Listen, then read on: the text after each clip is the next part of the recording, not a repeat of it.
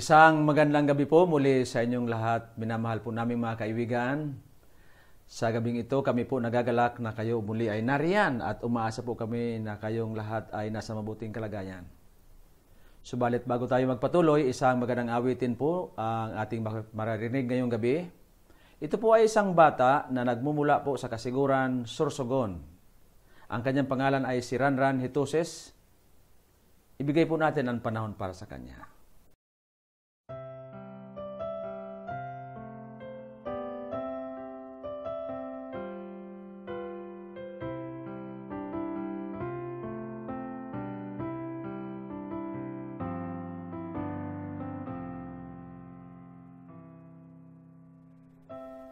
God for us, God beside, God beneath the Sabbath,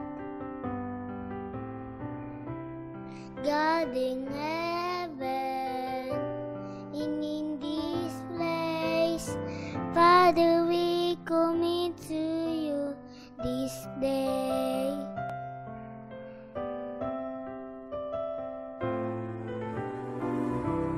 God in pleasure, God in peace, God we never remain.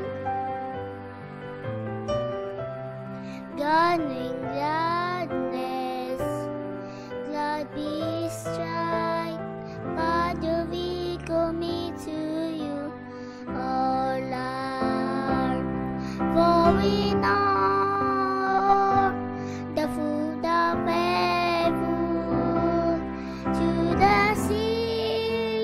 and the star, for you mean with us from the start, Father we commit to you all life.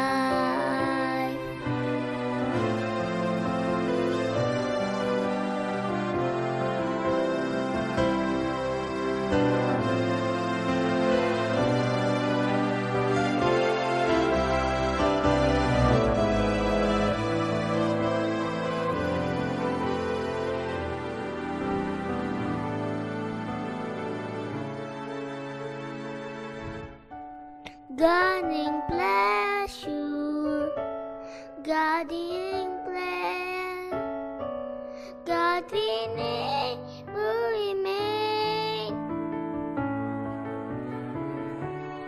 God in gladness, God is trust, Father we commit to you all life, for we know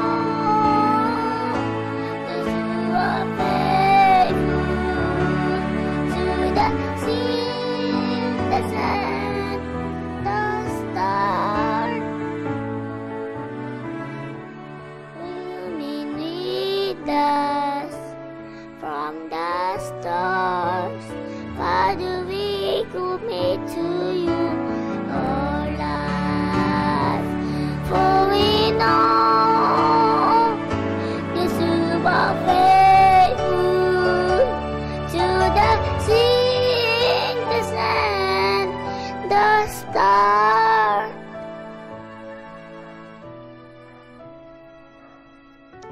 For you mean with us from the start, Father we commit to you all heart, Father we commit to you all heart.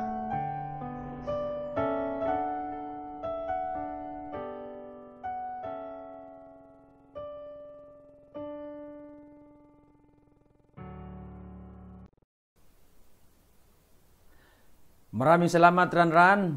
Pagpalain ka ng Panginoon at umaasa po kami na ikaw ay magiging tunay na mga awit para sa ating Panginoon. Tayo po ay manalangin. Mahabaging Diyos, maraming salamat po sa inyo. Sa muling pagkakataon, ang nais naming Pasalamatan kadakilang Diyos sapagkat ibinigay niyo muli sa amin ang karapatan na maging kabahagi ng inyong banal na gawain. Pagpalain kami lahat at ang biyaya ng Diyos ang sumaamin lahat sa gabing ito. Salamat po ng marami sa pangalan ni Jesus. Kumusta po kayong lahat, mga kaibigan? Kung mayroon po kayong mga katanungan sa gabing ito o sa mga nakaraang paksa natin pong napag-aralan, malaya po kayong magtanong at ipadala niyo po sa FB, sa Messenger o sa CP number na 09177-092207. At ang ating pag-aaral na ito, mga kapatid ko, ay magiging maganda sa bawat isa sa atin. Ngayong gabi, minamahal ko mga kapatid, ay ating pong pag-aaralan ang hatol sa katiwala. Ang senaryong ito ay hindi gaanong maganda sapagkat kung ating iisipin dahil sa kaunting panahon ng pagsasama-sama nila ni Eva at ni Adan at ng Panginoon sa napakagandang halamanan ng Eden, ay biglang nasira ang magandang ugnayan ng Diyos at ang katiwala na si Eva at si Adan. Ang marangal at nobling hangarin ng Panginoong Diyos para sa Kanya upang manirahan po sila sa halamanan ng Eden na napakasaya. Nandyan ang lahat at ipinagkaloob na ng Diyos ang butihing kasama na nararapat po kay Adan ay biglang nasira, minamahal ko mga kapatid. Maaring magtanong kayo, ano ba talaga ang kasalanan ni Eva at ni Adan?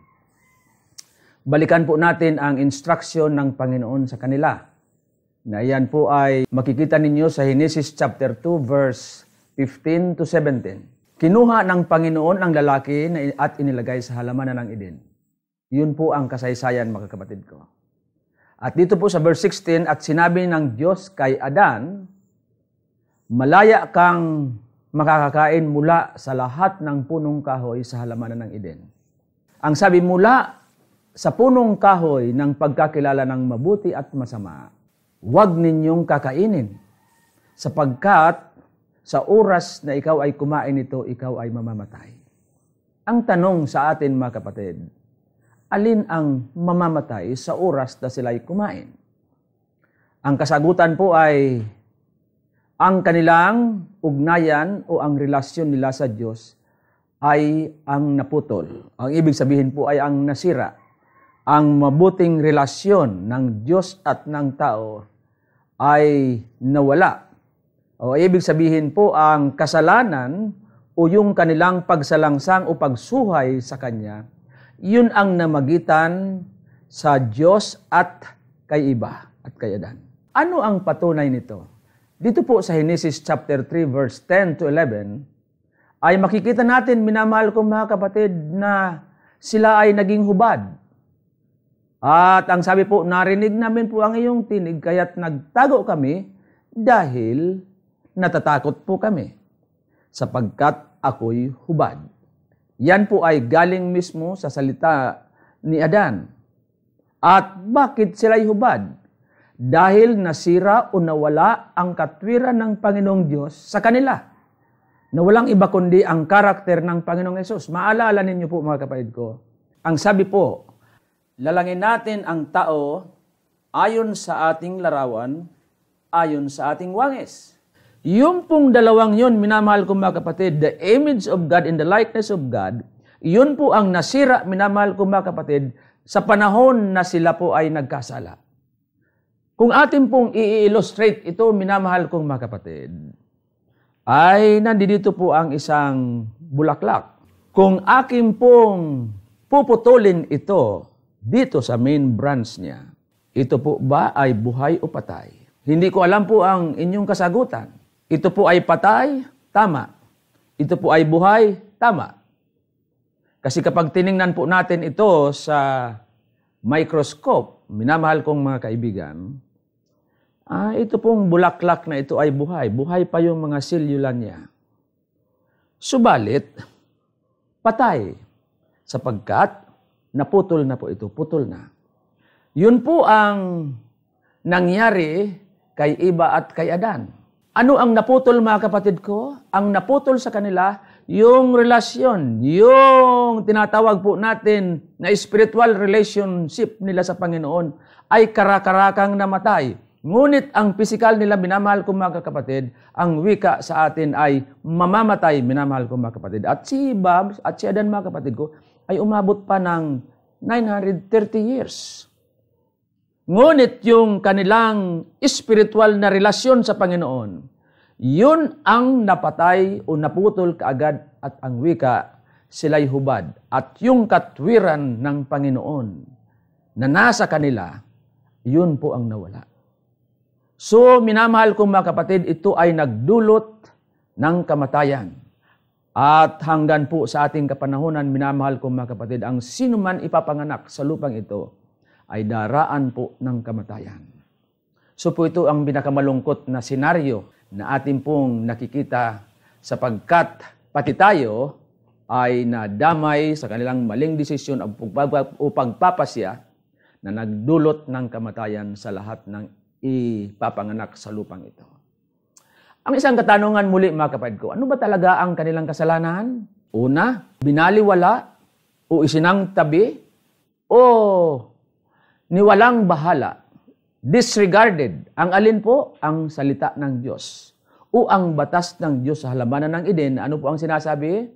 Malaya kayong makakain ng lahat ng bunga ng punong kahoy sa halamanan ng Eden ito. Subalit dito sa pagkakilala ng mabuti at masama, huwag ninyo itong kakainin. Ibig sabihin, huwag ninyo itong pakikialaman. Dahil sa oras na kayo ay makialam dito, kayo'y mamamatay. At yun nga po ang nangyari, mga kapatid ko. Kaya binaliwala nila ang salita ng Diyos na mas pinahalagahan nila ang salita ng ahas o ni Lucifer o ni Satanas an manliling lang na yun nga ang itinapon sa langit at yan po ay natagpuan dito sa lupa.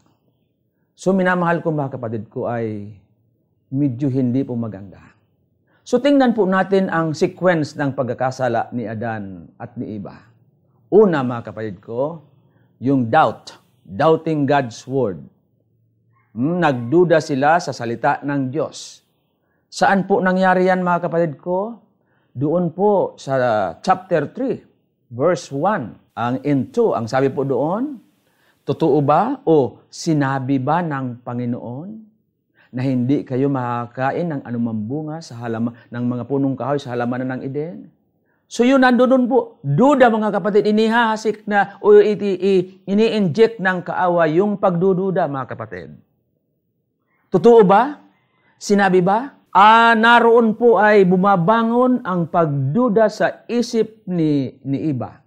So ang sumunod po dyan, mga kapatid ko, hindi lang po yung salita ng Diyos, kundi yung karakter ng Diyos. So iniisip niya, ano ba itong Diyos na lumikha sa amin? So duda sila, mga kapatid. Ang sunod na dyan, mga kapatid ko, ang pangatlo, disobeying His words. Ang tatlong ito po ay dadalhin po tayo at upang i-deny natin ang Diyos. Kaya maraming mga tao, mga kapatid ko, ngayon na hindi nila pinaniniwalaan na may Diyos. Ang iba, naniniwala sila na may Diyos, pero putol ang kanilang relasyon sa Kanya. Kinikilala nila may Diyos, pero hindi nila kinikilalang Panginoon ng kanilang buhay. At magpapatuloy na ito, minamahal ko, mga kapatid. So, first, doubting God's word, doubting His character, disobeying His voice, and then it will lead to denying God, and then you will continue kung ano po ang gusto mong gagawin. So ngayon, ano ang naging resulta? Atin pong tutunghayan ang hatol na iginawad ng may-ari na ang Diyos sa kanyang katiwala. Genesis chapter 3 verse 16. Ito po ang iginawad na hatol kay Eva.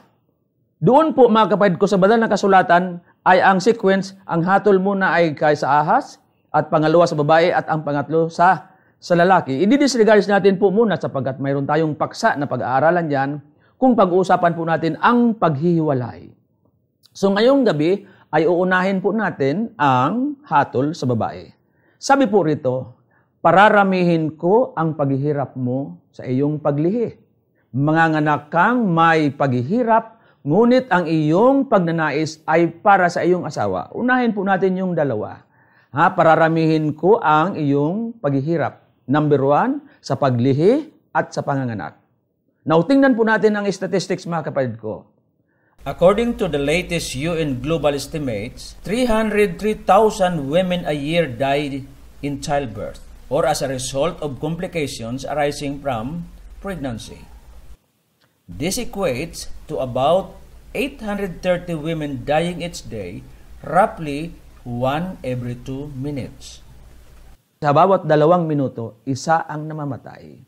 Dahilan po sa panganganak o, ang sabi diyan mga kapatid ko, dahil sa kaniyang pregnancy. So, ang salitang pararamihin ko ang inyong paghihirap, mga kapatid ko, ay hindi lang po ito tungkol dito sa paglihi at sa panganganak. Ito pong unang paglihi at sa panganganak, minamahal ko mga kapatid, ay hindi lang po ito hanggang doon pag nailuwal ay tapos na.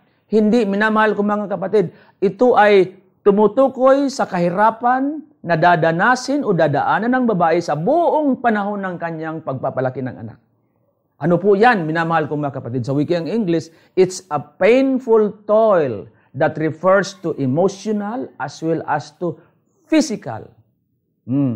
Yung toil, mga kapatid ko, ay, ang sabi, work extremely hard, exhausting, physical labor. Minamahal ko mga kapatid, medyo mabigat yon. Pararamihin ko, magiging mahirap mga kapatid ko. So, ang paghihirap na ito, minamahal ko mga kapatid ko, ay nahati sa dalawa, physical and emotional. Grabe ito, minamahal ko mga kapatid. Now, ito pong mga kahirapan sanglibutan po ito. Chronic destructive pulmonary disease. Yan po ang magiging bunga o magiging resulta. Ngayon po ay 3 million died each year. Lung cancer, 1.7 million death, mga kapatid ko. Diabetes killed 1.6 million. In 1 million in 2020, mga kapatid ko. Death due to dementias. Ito po ay sabi, is more than doubled between 2000 to 2016, making it the 5th leading cause of global death. Ito pong mga sakit na ito na sa physical, ay tama na po itong magdulot ng paghihirap emosyonal. Siyempre po, kung tayo nagkakasakit, ay kasama po ang ating emosyon. Kaya medyo mahirap po na unawain natin kapag ang ating mga mahal sa buhay ay nagkakaroon ng sakit. Dahil po kasama po doon yung kanilang emosyon. Kaya't kung ating pong titingnan sa bawat panahon na tayo po ay dumadanas nito, ay maalala po natin ang naging bunga ng pagkakasala ng ating mga magulang. Pangalawa po, pain because of guilt. May guilt feeling tayo, minamahal ko mga kapatid ko. Bakit po? Bakit mayroon tayo niyan? Dahil minamahal ko nga mga kapatid, sa panahon o simula pa lang na tayo po ay magpapaligaw o tayo'y liligawan, makikita na natin kaagad, minamahal ko mga kapatid, na kung tayo ay magkakaanak, ang ibig sabihin po dyan ay manganganak tayo ng makasalanan. Sapagkat ang mga magulang ay makasalanan, ang magiging bunga ay makasalanan, hindi po ba? At hanggang na ang tao po ay uuwi sa alakabok na kanyang pinagmulan. Pain because of poverty o sakit bunga ng kahirapan. Yung guilt mga kapatid, nandyan yan palagi. Pero itong sunod, pangatlo mga kapatid, pain because of poverty. Sakit bunga ng kahirapan. Bakit po, mga kapatid? Bukas po ay titingnan natin kung ano ang mangyayari sa paghihiwalay. Saan sila pupunta, mga kapatid ko? Ano ang magiging buhay nila roon? Huwag na po tayong lumayo, mga kapatid. Di ba? Ngayon, nararanasan po yan. Because of poverty. At nahihirapan po tayo, mga kapatid. So, ang lahat ng ito ay dahil sa napahiwalay ang tao sa Diyos. Dahil lang binaliwala nila ang Panginoon. Minamahal kong mga kapatid at mga kaibigan, mga magulang. Ito po ang ating nararanasan sa mga panahong ito. At ang sabi dito po, mga kapatid, ay ang kahatulang ito ay naging bahagi ng ating buhay. So, bahagi ng kahatulan ay ito, yung pagnanais na pangunahan ng lalaki o ng babae ang lalaki.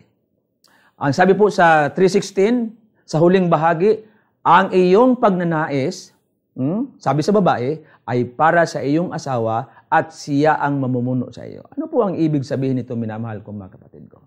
So ang ibig sabihin dito po ay, dito magpapasimula ang hindi mabuting ugnayan ng lalaki at ng babae. Na darating ang panahon ay magkakaroon sila o magkakaroon ng hindi sila magkasundo. Hindi po ba? Ito po ay malinaw na makita natin sa una pa lang na panahon. Nakita po natin na ang senaryong ito ng pangunahan ni Eva si Adan sa usapin ng ahas at ng babae. Kung hindi sana siya ay nagbigay ng pasya kaagad, kung sinangguni man lamang si Adan, minamahal kong mga kapatid, di hindi sana sila po nahulog sa pagkakasala. Ngunit ang babae ay karakarakang nagdesisyon. So ibig sabihin, minamahal kong mga kapatid, dito sa puntong ito, dinisregard niya na ang Panginoon, dinisregard pa niya ang kanyang asawa. So mabigat ang kasalanan, minamahal kong mga kapatid ko, na ni Eva sa panahong yaon, mga kapatid ko. Binaliwala niya ang Panginoon at binaliwala niya rin ang kanyang asawa. Dahil nakita po niya, mga kapatid ko, nagdesisyon na. Sa kalagayang ito ni Adan, ay medyo mahirap sa kanya upang magdesisyon siya. Dahil unang-una, bagong-bago lang sila na magkasama. Pangalawa, napakaganda ni Eva. Pangatlo ay wala nang iba siyang pagkukunan. Kaya para sa kanya, the price is too high for him. The price of Eve is too high. At bukod dito, malakas ang hatak, minamahal kong mga kapatid, para sa kanya. Parang may espiritong iba kaysa Diyos. At yun ang espiritu ng kaaway.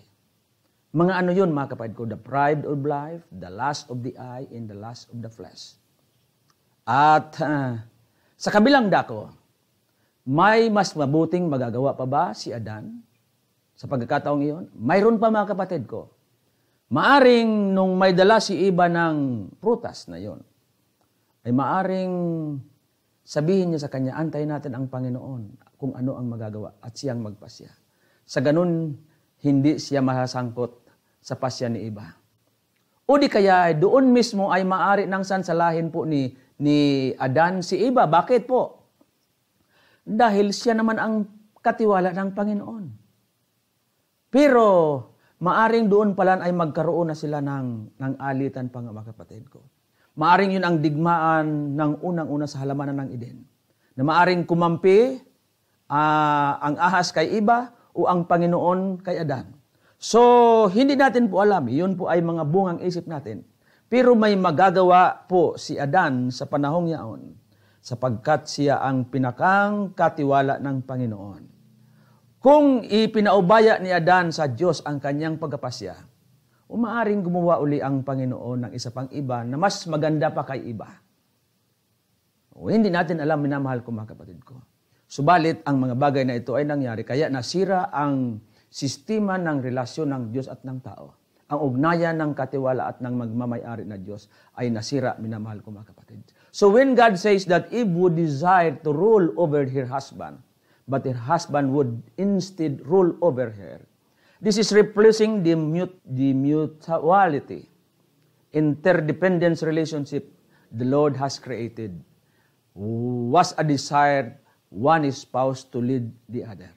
So, atin pong titingnan, minamahal ko, mga kapatid, ang sabi, the word desires is also found in Genesis 4:7. God says, sin will attempt to control and dominate Cain. So what is this desire?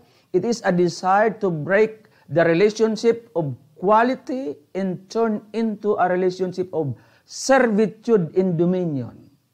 So, ang sabi, mga kapatid, the sinful husband will try to be a tyrant over his wife.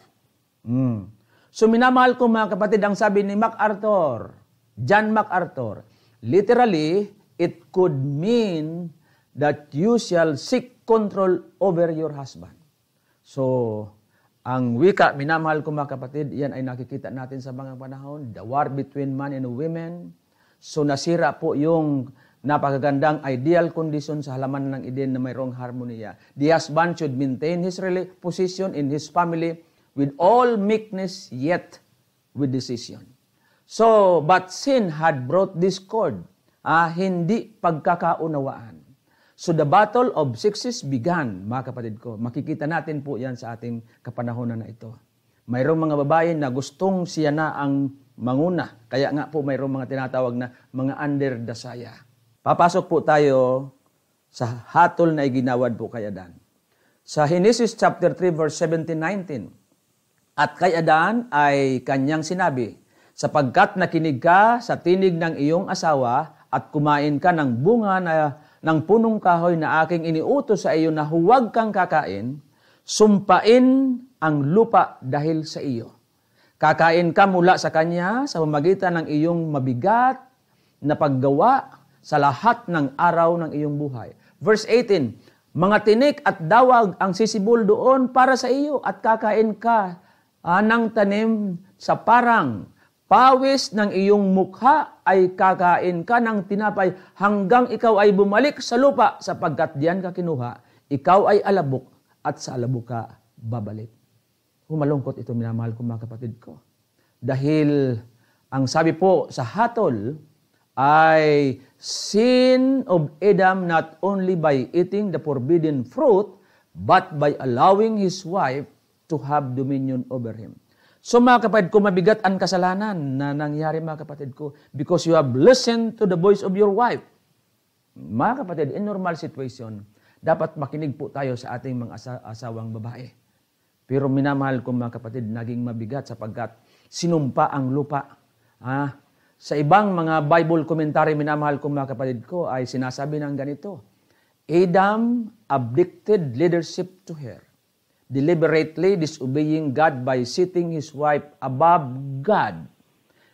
Mga kapatid ko, mabigat, minamahal ko mga kapatid ko. So the curse of man covers two areas. The ground is cursed and the physical death is mandated. So kaya ngayon, minamahal ko mga kapatid ko, ay ang lahat ng ipinanganak ay nagkaroon ng kamatayan. Kaya itong mga bagay nito, ipinaliwanag mga kapatid ko sa atin sa Romans 6:8 verse 20 to 21. Sapagkat ang sanglibutan ay nasakop ng walang kabuluhan. Hindi sa kanyang kalooban, kundi dahil doon sa sumakop sa kanya para sa pag-asa. Ang sangnilikha naman ay mapapalaya mula sa pagkaalipin sa kabulukan tungo sa kalayaan ng kaluwalhatian ng mga anak ng Diyos. Malungkot at madilim ang kasaysayan ng ating unang mga magulang. Mabigat ang naging hatol para sa kanila. At ang lahat ng ito ay dahil binaliwala nila ang kalooban ng Diyos. Sa gabing ito, minamahal ko mga kapatid, mga magulang at mga kaibigan. Unang point na gusto kong idiin, huwag natin babaliwalain ang mga salita ng Diyos. Na yan po ay nasa banal na kasulatan. Iyan po ay para sa inyo at para sa akin. At sa panahong ito, ang banal na kasulatan ay siya lamang gabay sa madilim na sanglibutan ito. Ano po ang sinasabi sa 2 Timothy chapter 3 verse 16 to 17? Ang lahat ng kasulatan ay kinasihan ng Diyos at mapapakinabangan sa pagtuturo, sa pagsaway, sa pagtuwid, at sa pagsasanay sa katwiran. Verse 17, upang ang tao ng Diyos ay maging ganap at nasasanggapang lubos sa lahat ng mga gawang mabuti. Minamahal kong mga kapatid ko, ang hinihiling po ng ating pag-aaral ngayon ay maibalik tayo sa Kanya. At ang Panginoon po ay mapagbiyaya sa lahat. Ngayong gabi, nais ko kayong tanongin, nais ba ninyong pakinggan muli at sundin ang kalooban ng Diyos sa pamamagitan ng banal na kasulatan na upang tayo ay magkaroon muli ng kalayaan katulad ng buhay sa halamanan ng Eden? Sa gabing ito, bago po tayo manalangin, minamahal kong mga kaibigan, at iniisip po natin yung mga pinag-aralan natin, Pakinggan po natin ang isang awitin na nagmumula po sa Burias Island, isang kabataan na ang kanyang pangalan po ay si Alexis Vera Kiambao. Atin na pong ipagkalob sa kanya.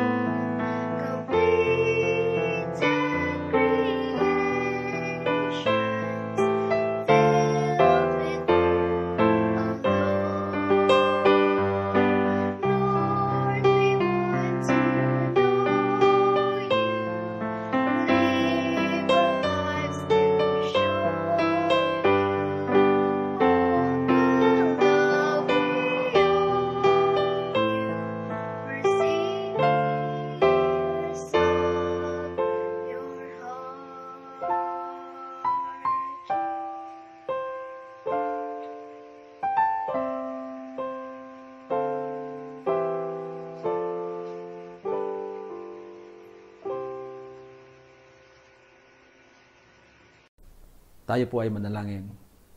Mapagpala naming Diyos, minamahal po naming Panginoon. Maraming salamat po sa inyo. Panginoon, ang inawit na aming narinig ay nagbigay po sa amin ng kasiyahan.